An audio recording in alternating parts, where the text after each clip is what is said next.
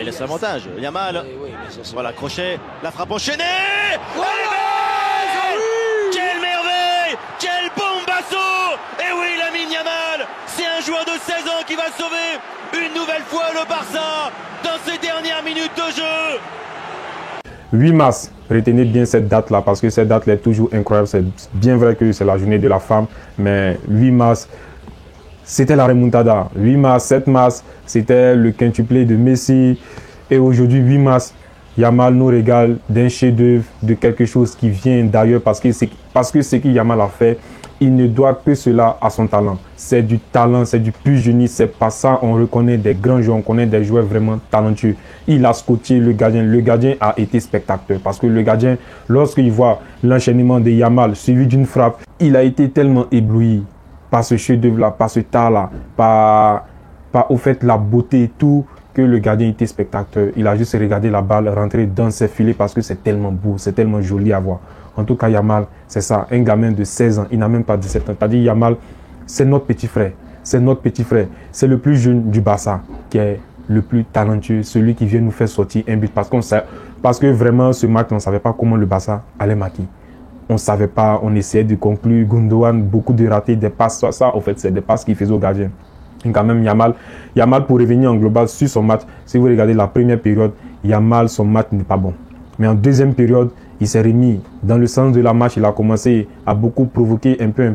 Et au fait, c'est ce genre de joueurs. T'as dit, les Yamal, c'est des futurs grands joueurs. T'as dit, lorsque tu vois des Messi, Ronaldo, ils peuvent être dans des mauvais jours. Et peut-être en une action de sortir un chef-d'œuvre. C'est ça Yamal a fait. En tout cas, il a tous les superlatifs. C'est pas pour ne rien que Adidas l'a signé à peine 16 ans. C'est parce qu'on sait que son potentiel, il est énorme. En tout cas, Yamal, c'est tellement beau à voir que je peux pas en parler. Parce que si je veux parler, on va passer des heures. En tout cas, 8 mars, pour moi, cette date-là, ça marque aussi mon début d'histoire avec Yamal. C'est un joueur que je vais suivre jusqu'à la fin de sa carrière. J'espère qu'il aura une carrière vraiment exceptionnelle. En tout cas, aujourd'hui, je suis tombé amoureux du petit. Avant Yamal, je l'aimais, oui, mais aujourd'hui, ça marque mon histoire d'amour avec Yamal. Il rentre dans mes joueurs préférés. Dans mes joueurs préférés, il n'y a pas assez de joueurs que j'aime beaucoup. Mais Yamal, il rentre dans cette histoire-là. Bon, Yamal n'a pas été le seul joueur fantastique. Moi, j'aimais aussi Koubassi. Voilà. Qu'en dites-vous de Koubassi? Koubassi aussi, 17 ans. C'est-à-dire, c'est des jeunes comme ça. Vraiment, il faut que... On ne comprend pas au fait. Parce que ça devient quelque chose. Je ne sais pas. Parce que 16 ans, 17 ans, Koubassi a la défense incroyable. Il a tellement récupéré des ballons.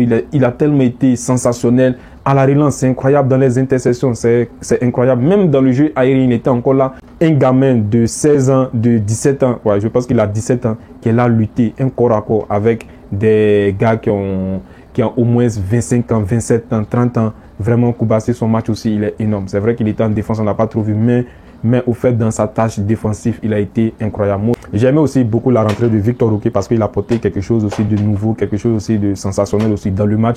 En tout cas, son contenu aussi est bon avec Fermin Lopez. Rafinha qui est sorti 6 blessures. Je pense pas que c'est grave, c'est juste une précaution. Voilà, parce qu'on a peur pour ne pas qu'il rechute encore. Parce qu'il y a le match contre Napoli qui arrive très rapidement. En tout cas, ce match-là du Barça, là, globalement, si on veut juger, le match n'est pas vraiment satisfaisant.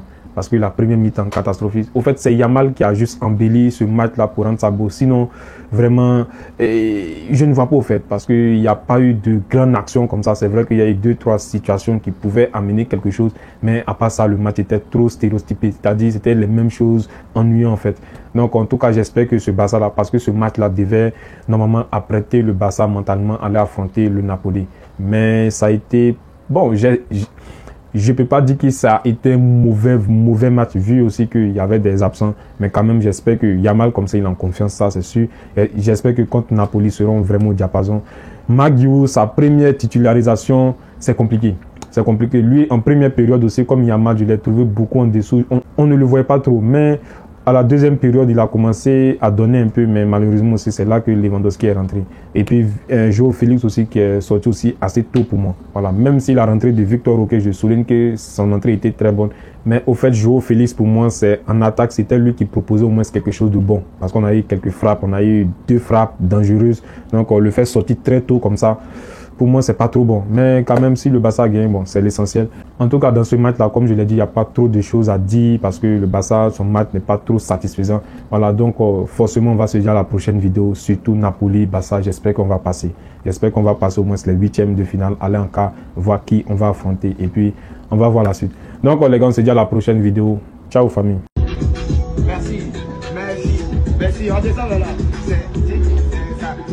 Merci, merci.